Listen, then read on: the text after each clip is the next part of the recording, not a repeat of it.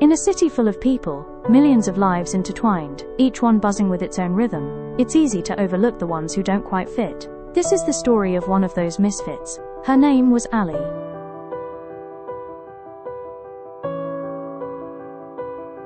Ali grew up in a family of 4. Her mum, her dad, herself, and her dog Popcorn, whom she lovingly called her brother. Her parents had been on the fence about having a child for years, unsure if they were ready, but one day they decided to take the leap. They were dreaming of an angelic, cheerful little girl who would be as lively and lovable as a playful puppy, always bouncing around and filling their home with joy. But instead, they ended up with Ali, nothing like the bubbly, puppy-like personality they had imagined. She was more like a porcupine, bristly, opinionated, and difficult to approach, often retreating into her own world of books and ideas. Ali wasn't like the other kids. While other kids ran outside to play or craved attention from their parents, Ali preferred reading. The books she read were big, too big for someone her age. But that didn't stop her. She loved words. Ali loved stories. Not just reading them, she loved making them up.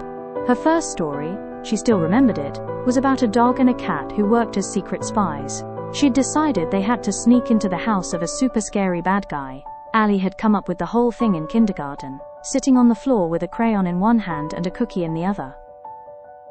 She had strong opinions, even as a child, and wasn't afraid to share them, which often left her parents stumped. She'd ask questions that seemed too big for someone her age. Questions about life, human nature, universe, etc. Conversations with her often felt like debates, not the playful chatter they had imagined. It didn't take too long until her mum lost patience with her relentless questions. "You're so weird, Ali," her mum would sigh.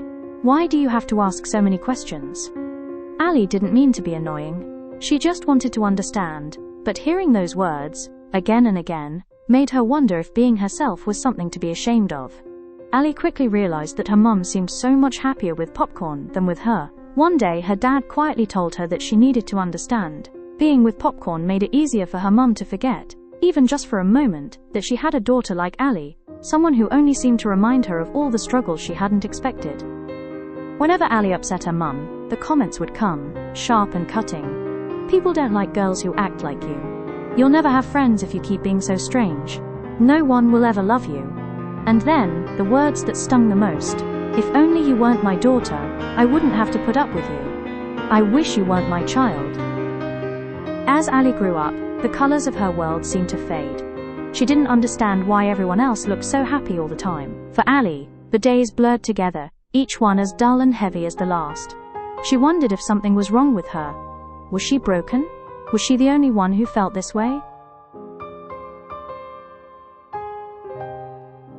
Because Ali thought she was broken, she tried very hard to fix herself. She stopped asking the questions that used to fill her with wonder. She tried to sit still in class, to keep her desk tidy and her handwriting neat. She practiced smiling in the mirror, even when she didn't feel like it, hoping it would make her seem happier. She thought, maybe then she would look more normal. But no matter how hard she tried, nothing changed. She remained the lonely misfit at school, friendless and isolated. No one wanted to do group projects with her. No one sat with her at lunch, and laughter erupted every time she walked into the classroom. But then, something changed. She threw herself into her schoolwork. Every free moment was spent studying. She took notes until her fingers hurt, read every chapter twice, and stayed up long after everyone else had gone to bed. It wasn't easy. There were times when she wanted to give up, when the words blurred together on the page, and her mind begged for a break. But she didn't stop. She couldn't stop. In just a few months, Ali's transformation was astonishing. She went from being the quiet, clumsy girl everyone overlooked to the top of her class. Teachers praised her in class, calling her brilliant and a shining example. At home, her parents were finally proud of her. "Now this is what I've been waiting to see," her dad said, patting her shoulder. She wasn't alone anymore. She always had classmates around her, asking for help or inviting her to join their study groups. For the first time, Ali felt like she had everything she'd ever dreamed of. She was no longer invisible, no longer weird, no longer alone. For the first time, Ali felt like she belonged. Soon she became addicted to the validation. The harder she worked, the better her grades, and the better her grades, the more she was loved. Studying consumed her whole life. She studied until 1 a.m. She spent all her weekends revising. All her time was just spent on one thing and one only: studying. While this unhealthy lifestyle was beneficial at first, it took a toll on her. After about a year, things started to slip. Ali's grades weren't as perfect as they used to be. She got a few wrong answers on her tests, then a few more.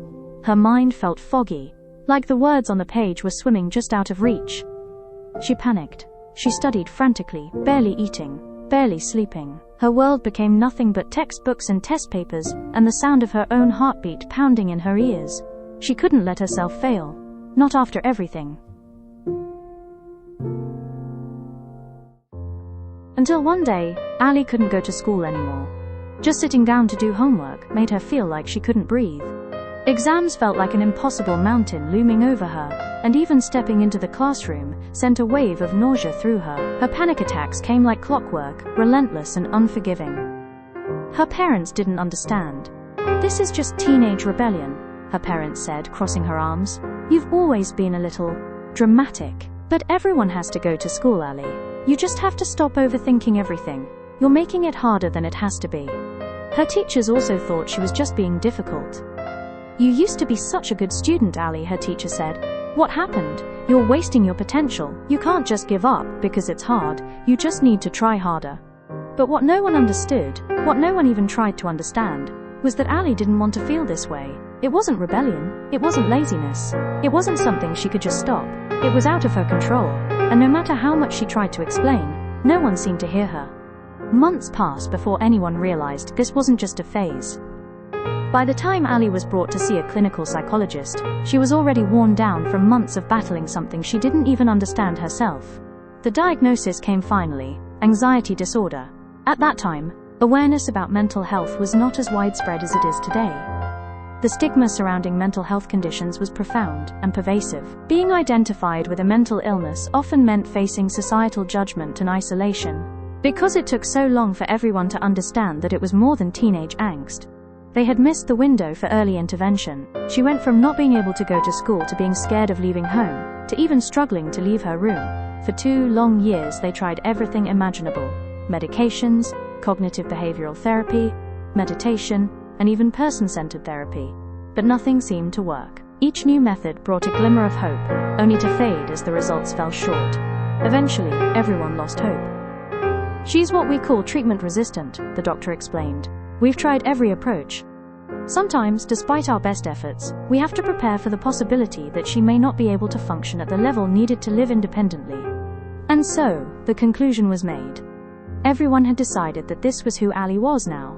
A girl who would never truly get better. A girl who would never be able to live the life she once dreamed of. And Ali, sitting alone in her room, couldn't help but wonder if they were right. One day, Ali was dragged to yet another counselor for yet another official diagnosis after dropping out of school. She didn't expect much. She thought it would be like all the other times, asking the same questions, offering the same solutions, and eventually arriving at the same conclusion, that she was hopeless. But this time, it was different. "I don't think your situation is hopeless, Ali," he said. "Far from it."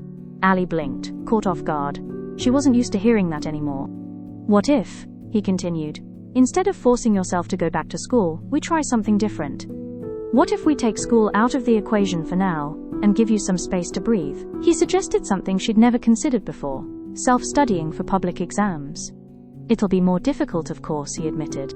"You'll have to stay disciplined, and it won't be easy without teachers guiding you every step of the way. But it might give you the safe space you need to recover. No pressure, no crowded classrooms, no triggers. And most importantly," he told her something she hadn't heard in what felt like forever. "You're a smart girl, Ali. I can see that. You've been through so much, and you're still here. I really believe you can pull this off." Ali decided to take on the challenge. It wasn't just difficult, it felt impossible.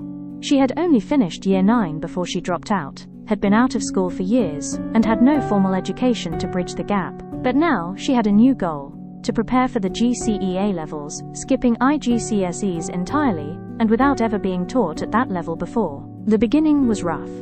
She struggled to understand concepts that her peers had learned years before. Her mind felt rusty, and the self-doubt that had haunted her for years whispered that she wasn't good enough for this. But this time, she had something she hadn't had before: a belief that she could do it. With such a difficult challenge ahead, Ali knew she couldn't afford to burn out again.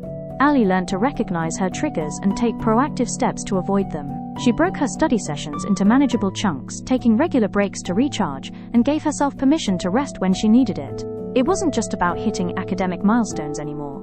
It was about building a sustainable balance between her studies and her well-being. After just 1.5 years, Ali was ready to sit for her GCE A-level exams. And when the results came in, Ali couldn't believe it. She had achieved really good grades. Grades that not only reflected her hard work, but also opened the doors to a degree in psychology at a world-renowned university. You know what was the most exciting part?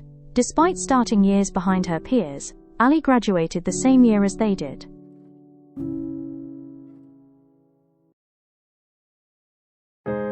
Ali knew how incredibly fortunate she was to have recovered, knowing she had access to resources that so many others did not. She couldn't stop thinking about the people too afraid to speak up, silently carrying their pain in a world that didn't seem to hear them. One day, as Ali walked across her university campus, she noticed a group of students holding signs and chanting, "End the stigma." One sign read, while another said, "Mental health matters." The crowd was vibrant and passionate, their voices carrying a message that struck a chord deep within her. Maybe, she thought, she could be one of those people too.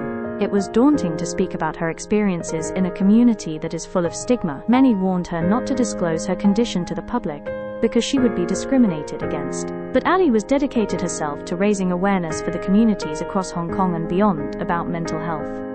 Ali started small, writing articles, creating informational resources, and sharing her own story with honesty and vulnerability. Soon, Ali became a trusted voice in the mental health community, breaking down stigma and inspiring others to seek help and support, even owning the largest social media account on this topic in Hong Kong.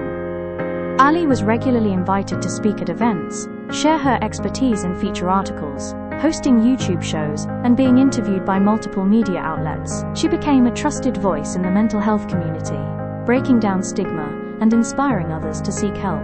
Ali's relentless dedication even earned her nominations for many prestigious awards, recognizing her as a leader in mental health advocacy.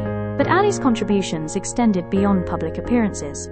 She managed a thriving Discord community, a powerful support network for those grappling with mental health issues. She also hosted free online courses and organized events to connect people, creating a community where individuals could find support and understanding in their darkest times. As her advocacy gained momentum, so did the demands on her time. Balancing her day job as a research assistant with her growing passion for mental health advocacy was becoming increasingly untenable. She found herself stretched thin, torn between the job that paid her bills and the mission that fueled her soul. In 2019, Ali made a bold, life-altering decision. She decided to dedicate herself entirely to mental health advocacy. To sustain her living expenses, Ali transitioned to working part-time as a tutor. This new arrangement gave her the flexibility to focus on her mission of psychoeducation and support, while still earning enough to cover her basic needs. 6 years into her work as a full-time mental health advocate, Ali believed she had found her path and would continue on it indefinitely. But one day, an unexpected event changed everything, steering her in a completely different direction. Ali was hospitalized with life-threatening septicemia. Her condition deteriorated rapidly, and doctors were unsure why the infection wasn't responding to treatment. She could feel her body weakening, breathing became a struggle, her thoughts grew foggy, and even the simplest attempts to focus slipped away from her grasp. For the first time in her life, Ali felt the closeness of death pressing down on her. As Ali lay in that fragile state, almost everything that had once given her joy was stripped away. She couldn't work on her advocacy or pursue the causes she cared about. Her hands, trembling and weak, couldn't hold the weight of a book, let alone the weight of a story. Her mind, lost in a haze, couldn't feel the simple solace of her partner's hand. Yet, even in the emptiness, she found something to hold on to. A quiet voice within whispered that this pain could become something meaningful, that she could create, contribute, and make it matter. And then there was love, the unwavering support of her fiancé, the warmth of her cat daughters, and the will to spend whatever time she had left with them. These fragile threads of connection became her lifeline, binding her to what truly mattered. As Ali recovered, she threw herself into journal articles, eager to understand what had kept her going in those darkest moments. To her surprise, she discovered a considerable gap in research on interventions for meaning in life, especially ones accessible to the general public. Despite its critical importance, meaning seemed to remain an abstract topic, with little practical guidance for those searching for it. Having spent the last decade of her life transforming mental health research into accessible information for others, Ali began to wonder if it was time to take the next step. Maybe it wasn't enough to translate research. Maybe she needed to help create it. After all, if meaning had been her lifeline, it could be for others too. And perhaps her next purpose was to figure out how. Ali had once hoped to pursue her research in Hong Kong, until she discovered the painful truth. The work her soul ached to do simply didn't exist here. Almost everyone, even well-meaning friends, urged her to compromise. Why be so stubborn, they'd say. Just pick another topic. Any PhD will advance your career. Suddenly, Ali was pulled into a memory, those early days, of facing the chorus of disapproval around her. You can't do advocacy alone, they warned. No institution means no impact. You'll starve without a real job, they scoffed. Idealism doesn't pay rent.